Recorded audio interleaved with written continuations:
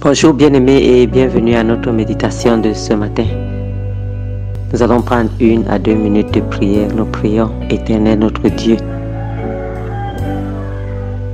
Seigneur, ton amour est merveilleux et ta sagesse paraît folie pour le monde. Parce que ta sagesse est à la fois simple mais difficile à réaliser. C'est toi qui nous apprends à donner sans rien attendre en retour. Le monde sait qu'on prête avec intérêt, mais toi tu nous dis de donner sans rien attendre en retour. Seigneur, merci pour ces choses que tu nous enseignes et qui transforment notre vie, notre façon d'être, notre façon de voir les choses. Merci Seigneur parce que tu nous rends différents du commun des mortels. Et c'est normal que lorsque nous agissons en tant que tes enfants, que les autres ne comprennent pas tout simplement quelle logique nous appliquons. Mais ta logique est la meilleure. Et tu nous donnes une vie meilleure. Béni sois-tu Seigneur Jésus-Christ. Béni sois-tu pour le lien que tu es venu renouer entre le Père et nous. Béni sois-tu pour cette communion qui a été rétablie. Béni sois-tu, parce que désormais, notre esprit et l'esprit du Dieu vivant peuvent interagir ensemble. Nous te bénissons, Seigneur Jésus. Cher Saint-Esprit, au moment où nous voulons encore nous pencher dans la compréhension de la parole, nous ne comptons pas sur notre propre force.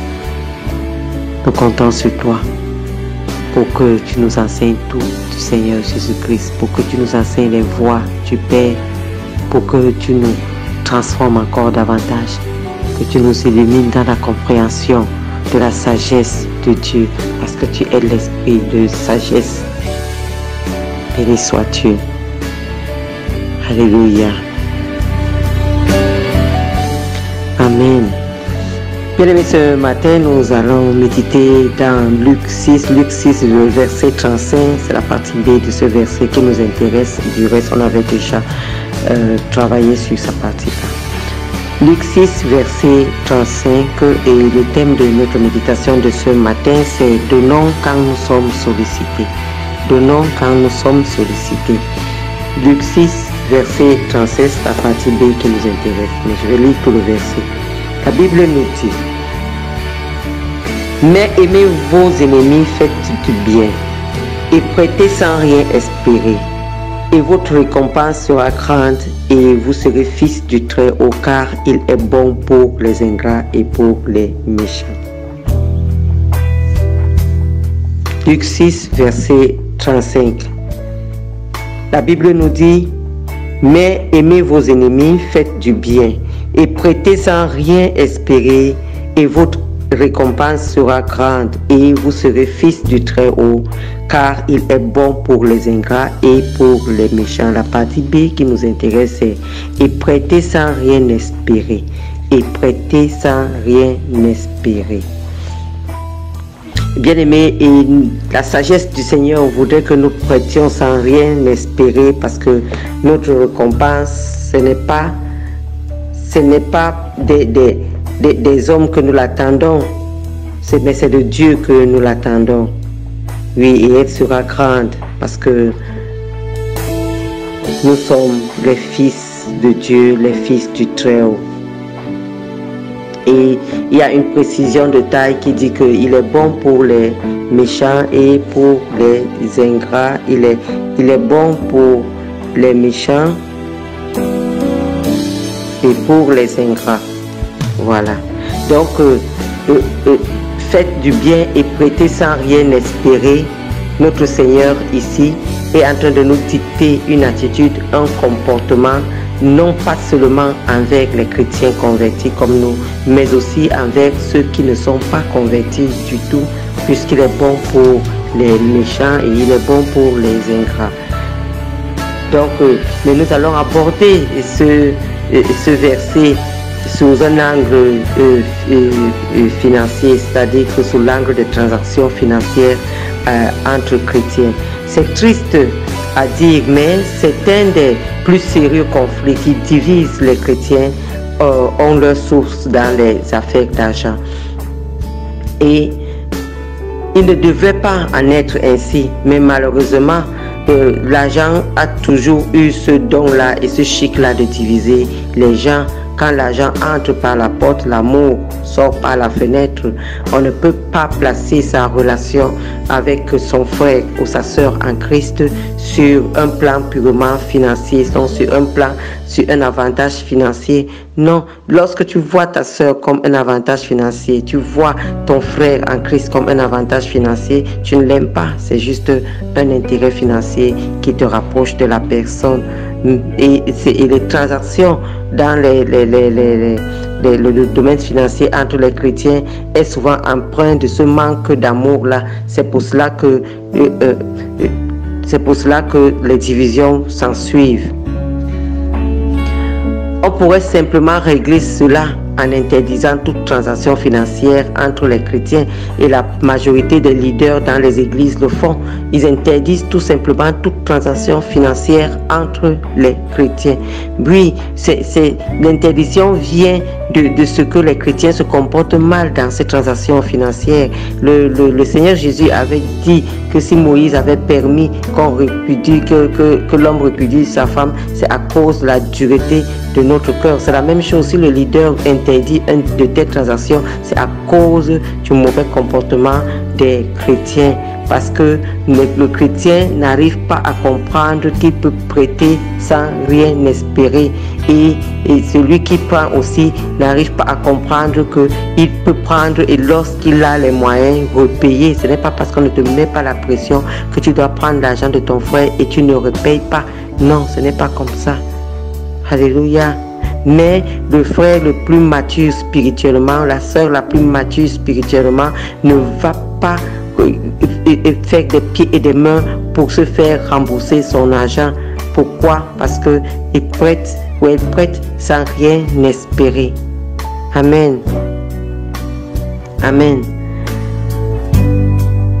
Donc, la Bible nous demande dans Luc 6, le verset 30, verset 36, la Bible nous dit « Donne à quiconque te demande ». Et dans le verset 35 que nous avons lu, « Prête sans rien espérer ». Par conséquent, nous devons adopter diverses lignes de conduite qui nous permettront d'obéir à la parole tout en évitant les conflits et les amitiés brisées. Nous devons donner quand il s'agit d'un véritable besoin et ne rien exiger en retour en fait. Sous aucun prétexte, la personne ne doit se sentir obligée de voter comme nous le voulons ou de parler comme nous le voulons dans les réunions, dans les affaires, en présence des autres frères, de défendre absolument un point de vue qui n'est pas le sien et de nous défendre absolument quand nous avons tort parce que nous le tenons à cause de l'argent que nous lui avons prêté. Ça, c'est vraiment acheter les gens par nos largesses. Bien aimé, ce n'est pas ce que la Bible recommande. Tu ne dois acheter personne par ta largesse. Tu dois donner parce que la personne est dans le besoin et parce que le Seigneur t'en a donné à suffisance pour satisfaire tes besoins et pour faire toute bonne œuvre. Si tu as encore de quoi donner, c'est parce que tu as déjà satisfait tes besoins. Bien aimé, qui pourrait avoir de l'argent caché et garder et avoir un besoin qui n'est pas satisfait? Non. Donc ça veut dire que si cet argent demeure encore dans ta main, s'il n'y a pas quelque chose que tu as prévu par rapport, c'est pour faire aussi une bonne œuvre. Peut-être que tu l'as dans tes mains. Et donc lorsque quelqu'un te présente un véritable besoin, n'hésite pas, donne, prête. Mais n'attends pas vraiment le remboursement, n'attends pas vraiment, n'espère pas vraiment quelque chose en retour. Le commandement qui nous encourage à donner à quiconque le demande comporte certaines exceptions, bien aimé. Ce n'est pas parce que quelqu'un te fait la demande, parce que tu veux plaire à l'Éternel, que tu vas donner à quelqu'un alors que l'Éternel ne voulait pas cela.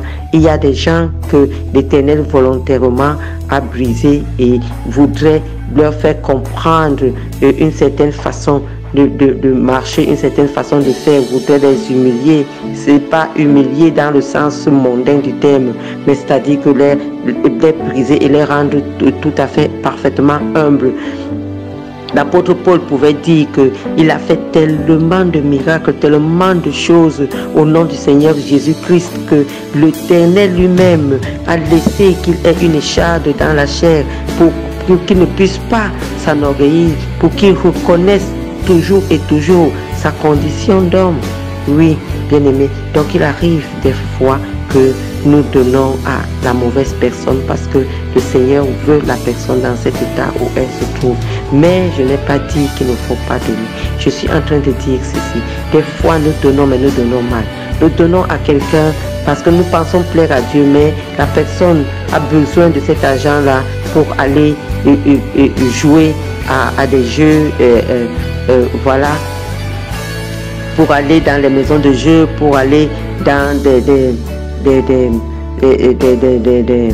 boîtes de nuit, des maisons d'alcoolisme, pour aller acheter du tabac, donc de la cigarette. Donc des fois, nous prenons de l'argent qui pouvait aider à l'avancement de l'œuvre du Seigneur pour donner à la mauvaise personne qui n'a besoin de cet argent-là que pour satisfaire ses convoitises, sa folie. Et voilà. Bien-aimés, nous devons être intelligents dans notre donnée. C'est ça le véritable problème de tous les chrétiens qui ont le don de libéralité. C'est que généralement, sans discernement, le don de libéralité devient une folie. La personne qui vous parle en est victime. Ça devient une folie. Oui. Lorsque nous prêtons pour une cause légitime, nous devons le faire avec détachement.